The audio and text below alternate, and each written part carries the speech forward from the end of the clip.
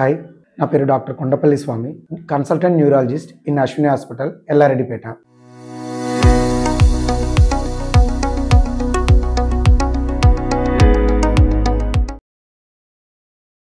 ఫిట్స్కి కారణాలు తెలుసుకుందాం. Fever, sugar ఎక్కువైనా వస్తుంది, షుగర్ తక్కువైనా వస్తుంది. అంటే హైపర్గ్లైసిమిక్ సీజర్స్ ఉంటాయి, హైపోగ్లైసిమిక్ సీజర్స్ ఉంటాయి. అలాగే ఇన్ఫెక్షన్స్, ఏ రకమైన ఇన్ఫెక్షన్స్ వచ్చినా కానీ అది గనక ట్రీట్మెంట్ సరిగ్గా తీసుకోకపోతే బ్రెయిన్ వరకు వెళ్ళి బ్రెయిన్ కూడా సెప్టిక్ ఎన్సెఫలోపతి లాగా వచ్చి ఫిట్స్ రావచ్చు. మళ్ళీ బ్రెయిన్ లో లీజన్స్ ఉన్నా, బ్రెయిన్ కి స్ట్రోక్ వచ్చినా, తలకి దెబ్బ తగిలినా, హెడ్ ఇంజరీస్ లేదా బ్రెయిన్ లో ట్యూమర్స్ ఉన్నా గానీ ఫిట్స్ వచ్చే అవకాశం ఉంటది. రక్తం గడ్డగట్టినా, రక్తనాళాలు చితికినా, అంటే బ్రెయిన్ స్ట్రోక్ వచ్చిన వాళ్ళు కూడా ఫిట్స్ వచ్చే అవకాశం ఉంటది. ఇవి ఏమి లేకుండా కూడా పేషెంట్ కి ఫిట్స్ వచ్చే అవకాశం ఉంటుంది. లైఫ్ టైం రిస్క్ 5% ఉంటుందండి పేషెంట్ కి వచ్చే అవకాశం ఉంటుంది, ఏ కారణం లేకుండా కూడా.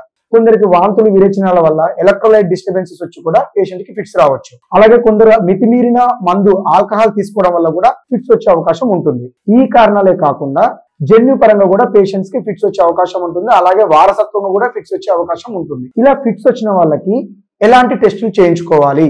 అనేక రకాల ఫిట్స్ ఉండడం, దానికి అనేక రకాల కారణాలు ఉండడం వల్ల ఖచ్చితంగా ఒక ఫిట్స్ వచ్చిన వ్యక్తి టెస్టులు చేయించుకుంటేనే మనకు ఏ రకమైన ఫిట్స్ వచ్చింది, దానికి ఏ రకమైన మందులు వాడాలని తెలుస్తుంది. దాంట్లో మెయిన్ గా ఎంఆర్ఐ బ్రెయిన్ అండ్ ఈజీ టెస్టులు చాలా ఇంపార్టెంట్. ఈజీ టెస్ట్ అనగా electro encephalogram.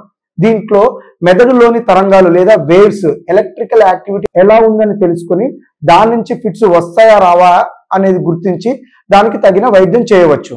MRI brain easy కాకుండా రొటీన్ బ్లడ్ ఇన్వెస్టిగేషన్స్, బ్లడ్ లో ఇన్ఫెక్షన్ ఉందా లేదా, డబ్ల్యూబీసీ కౌంట్ ఎలా ఉన్నది, ఎలక్ట్రోలైట్స్ ఎలా ఉన్నవి, లివర్ టెస్ట్లు, కిడ్నీ టెస్ట్లు ఎలా ఉన్నాయి అనేది తెలుసుకుని వాటి ద్వారా కూడా మనం ఫిట్స్ కి ఏం ట్రీట్మెంట్ ఇవ్వాలనేది తెలుసుకోవచ్చు.